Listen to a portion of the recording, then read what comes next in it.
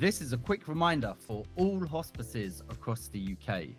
As I am sure that you are aware, Hospice UK's National Legacy campaign will be running once again between the dates of the 15th of September until the 5th of October. Unlike other last will and testament platforms that provide a similar service, MyWishes is totally free for the person, not just in year one, is forever free. We also do not take a cut of any donations or charge hospices or charities anything when money is gifted to them.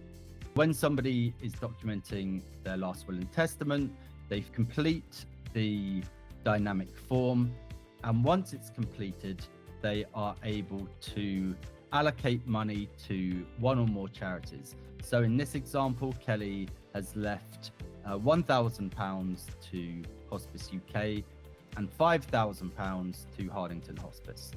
Once it's been fully completed, she's able to save it and download the document. Once the document has been downloaded, the document can be printed and signed to ensure that it is legally binding.